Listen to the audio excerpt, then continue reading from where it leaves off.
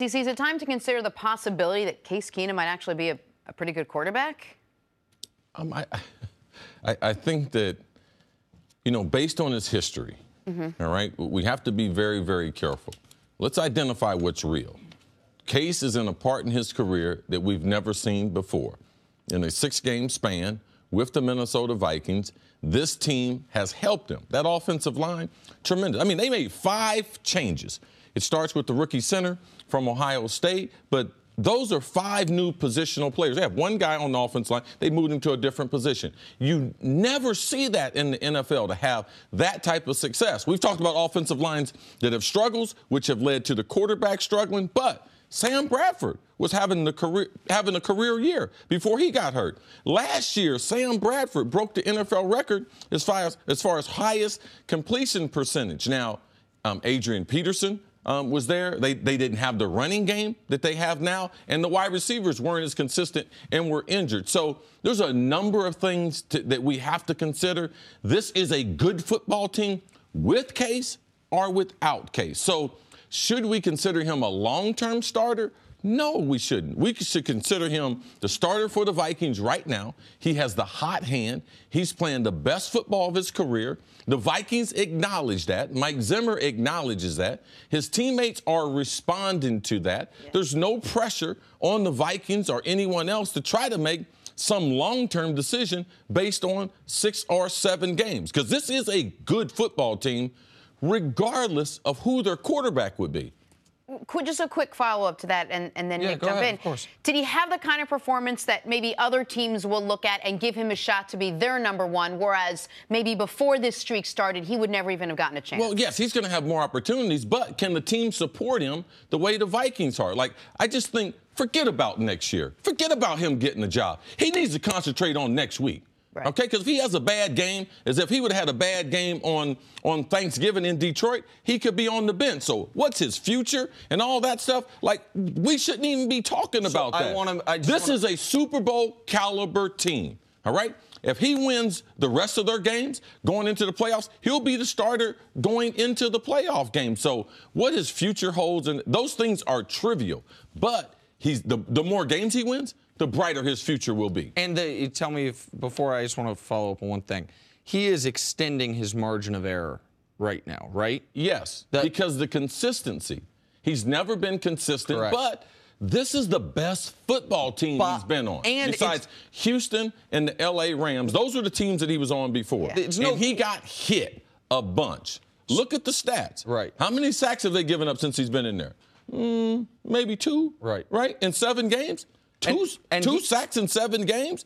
That's going to make any quarterback better. And he's done a good job of avoiding some of those. Listen, I want to give Case credit for this. Case Keenum has played the greatest 3-game stretch of his career by a wide margin from the moment there was question about whether or not he'd be the starter. This started the game Teddy was suited up, when he was crying on the sideline because he was so excited. Like, yes. In Washington. Right. Case's first 7 games, it was better than his career, but it looked like a guy who was doing a serviceable job on a really good team. His first 7 games, 7 touchdowns, 3 picks, and 89 rating. Since Teddy's put a uniform back on, 7 touchdowns in just those 3 games, just 2 picks, and a 114 rating. He has answered the bell tremendously. We've had this discussion the last 2 weeks, and I'm just big on, and sometimes it fails me as it looks like it may have with Tom Brady, looking to history to predict the future. And I know what Case's history is. And Case's history was he had never, prior to this year, forget 3 good games in a row, he had never had 3 good games in a season. So the idea that he was going to go now nearly a month of excellent football was unbelievable to me. But now he's done it. Like, he's done 3 games in a row. I said he has a 1-game margin of error. I don't know if that's true anymore. Like, he has gone out there each and every week in big spots, including back-to-back games or 3 straight games against teams that were in the playoff hunt. Washington no longer is, but they were. Right. The Rams definitely still are. Detroit definitely still is. 3 difficult games, 2 on the road. And he's responded. Like, I have to give the guy credit, even if I think the better quarterback's on the bench. Case is playing this well.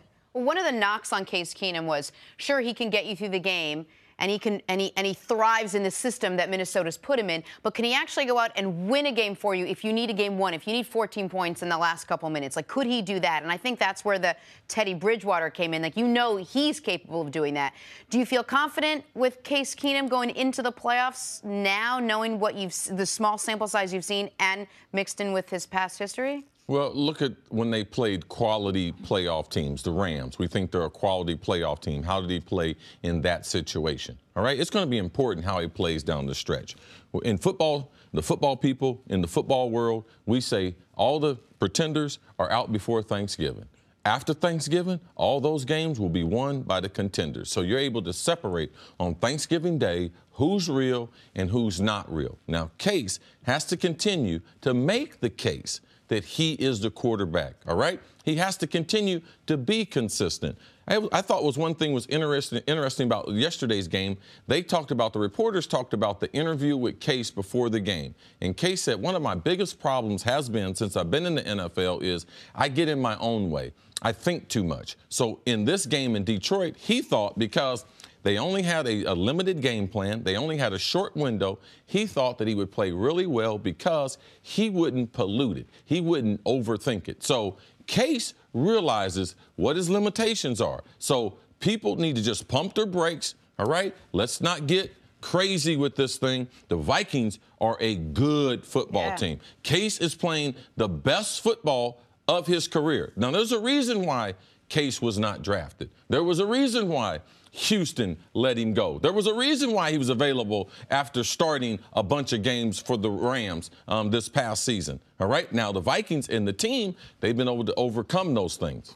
They've been great in the next 2 weeks. At Atlanta, at Carolina. I mean, it's a really important two-game stretch, and he's earned the right to start those games. Thanks for watching. Subscribe here to get the latest from the show. Also, be sure to check out more of the best clips from First Things First, or go watch a few segments from our other shows on FS1.